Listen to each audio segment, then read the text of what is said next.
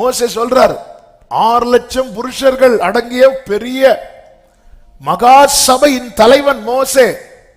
மோசே சொல்ற, நீங்க என் கூட வராம போனீங்கன்னா எங்களை இவ்விடத்திலிருந்து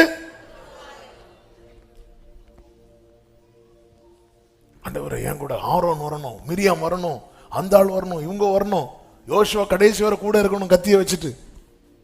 நீங்க வரலன்னா நான் இங்கிருந்து போக மாட்டேன். ஆண்டவர், நான் விசேஷித்தவனாய் அறியப்படுவதே நீர் என்னோடு.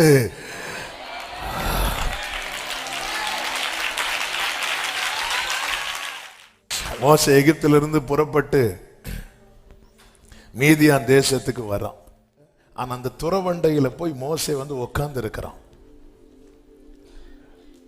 மீதியான் தேசத்து ஆசாரியனுடைய பிள்ளைங்க வராங்க, மேய்ப்பர்கள் துரத்துறாங்க. மேய்ப்பர்கள் துரத்துறதுக்கு காரணம் என்ன தெரியுமா? ஏழம் யாரு? பெண்கள்.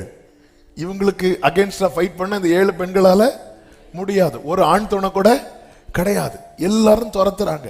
அப்ப துறவண்டையில உட்கார்ந்து இருக்கிற மோசே என்ன செய்கிறான் தெரியுமா?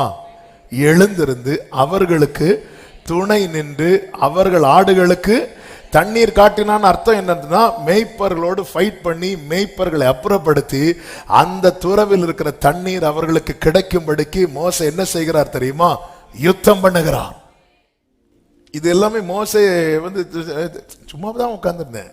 ஆனா என் ஆண்டவர் சும்மா உட்காரல. நான் எதுக்கு இந்த வார்த்தையை எடுத்து தெரியுமா? நமக்கான ஒரு நன்மையை கர்த்தர் வைத்திருக்கிறார். அந்த இடத்துல அவர் இருப்பார்.